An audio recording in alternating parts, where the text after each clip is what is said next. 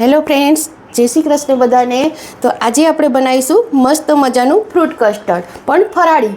તો એના માટે આપણે જોશે તપકીર લીધી છે મેં, કારણ કે એમાં આપણે કસ્ટર્ડ નથી લેતા, એટલે તપકીરનો લોટ અથવા તો આરા લોટ જે આપણે ઉપવાસમાં લઈ શકીએ એ, સાકર ટેસ્ટ પ્રમાણે, ડ્રાયફ્રૂટ પાવડર અને દૂધનો મસાલો. ફ્રૂટમાં આપણે જોશે દાડમ, એપલ, કેળા અને દ્રાક્ષ, કાળી અને લીલી. જે આપણે બાકી ડ્રાયફ્રૂટ આપણી ચોઈસ પ્રમાણે જે નાખવું હોય, ફ્રૂટ પણ આપણી ચોઈસ પ્રમાણે આપણે નાખી શકીએ છીએ. અને 1 લીટર મેં દૂધ લીધું છે. ફૂલ પેટ મિલ્ક લેવાનું છે, જેનાથી ફ્રૂટ કસ્ટર્ડ આપણું બહુ સરસ બને. કારણ કે હવે જેમ કે હમણાં રામનવમી આવી રહી છે, હનુમાન જયંતિ આવશે અને ચૈત્રી નવરાત્રિ, તો ગમે ત્યારે આપણે ઉપવાસમાં બનાવી શકીએ. તો આપણે પહેલાં ગેસ ચાલુ કરીશું.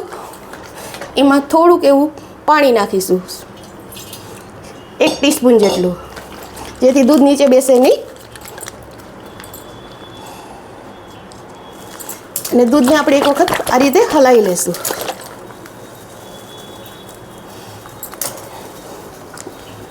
હવે આને આપણે દૂધ આમાં મિક્સ કાઢી લેશું.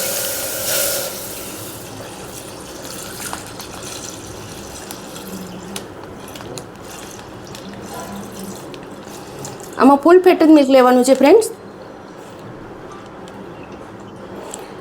અને આ ફરાળમાં આપણે ગમે ત્યારે ખાઈ શકીએ.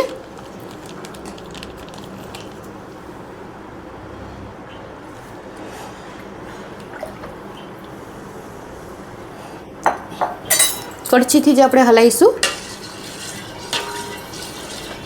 દૂધને આપણે થોડી વાર ગરમ થવા દઈએ.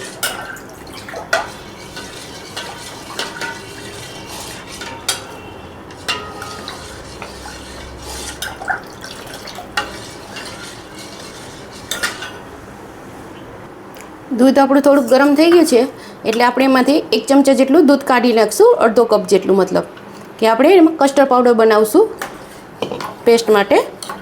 એટલે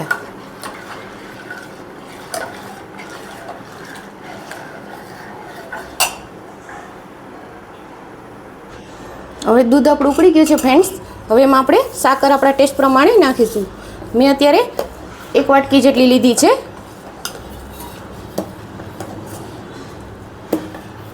એને આપણે આ રીતે હલાવીશું.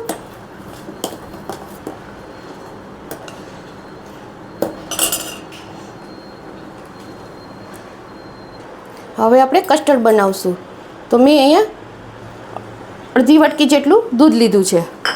એમાં 1 ટીસ્પૂન જેટલું તપકીર પાવડર,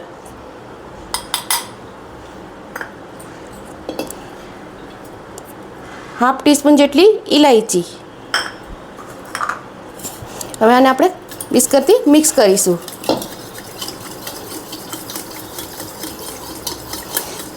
બહાર મળે છે એમાં ફૂડ કલર નાખે છે, આપણે આમાં કેસર નાખીશું.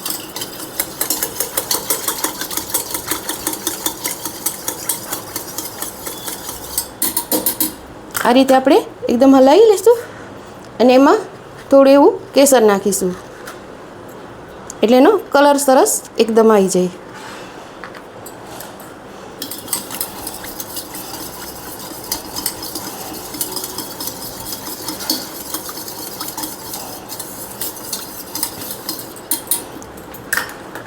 થોડું આપણે તપકીર નાખશું, ½ ટીસ્પૂન.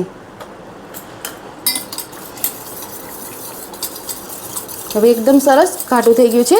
આપણે એને દૂધમાં મિક્સ કરીશું.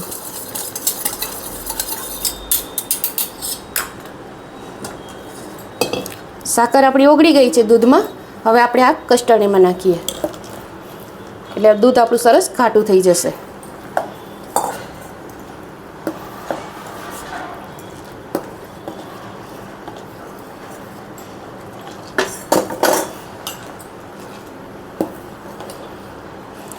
સ્લો ટુ મીડિયમ ફ્લેમ ઉપર આપણે ઉકાળવાનું છે. હવે કન્ટિન્યુઅસ આપણે ચલાવવાનું રહેશે, કારણ કે તપકીર નાખીને નહીંતર બેસી જશે નીચે. હવે તમે જોઈ શકો છો, જો ઘાટું થઈ રહ્યું છે.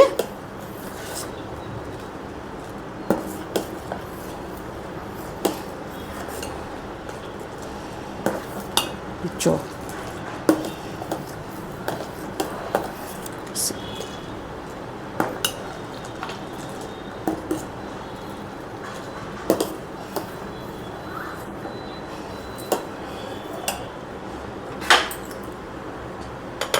હવે એમ આપણે દૂધનો મસાલો,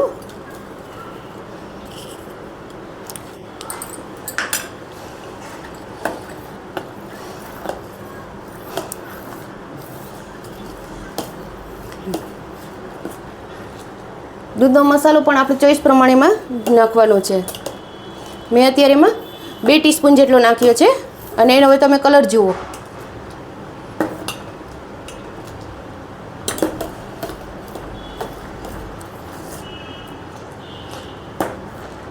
જો થોડી વાર આપણે આ રીતે જ ચલાવશું.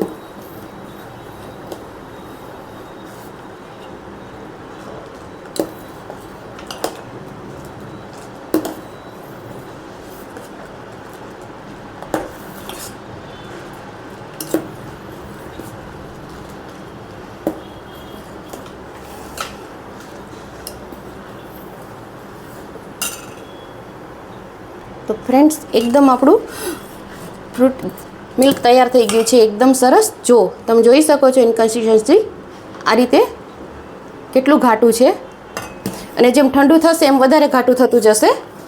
એટલે હવે આપણે ગેસની ફ્લેમ બંધ કરીએ અને આને આપણે ઠંડુ થવા દેશું, પછી એમાં ફ્રૂટ મિક્સ કરીએ. તો ફ્રેન્ડ્સ આપણું કસ્ટર્ડ એકદમ સરસ ઠંડુ થઈ ગયું છે. હવે હું એને નાના બાઉલમાં ગાર્નિશ કરું છું.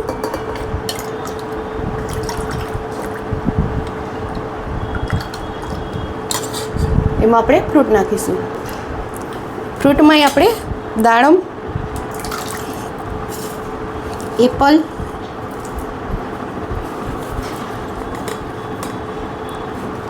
આપણી ચોઈસ પ્રમાણે જે આપણે ભાવતા હોય એ નાખી શકીએ.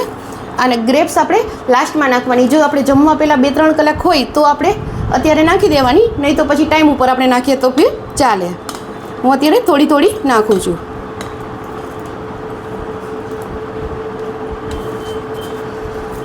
આમાં ચીકુ પણ નાખી શકાય. અને આ રીતે આપણે મિક્સ કરી દઈશું. ઉપરથી થોડું કસ્ટર્ડ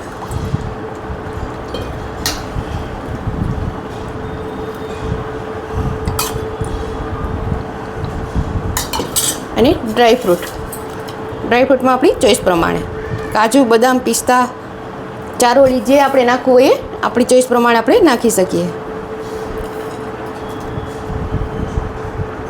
તો ફ્રેન્ડ્સ તૈયાર છે મસ્ત મજાનું આપણું ફ્રૂટ કસ્ટર્ડ.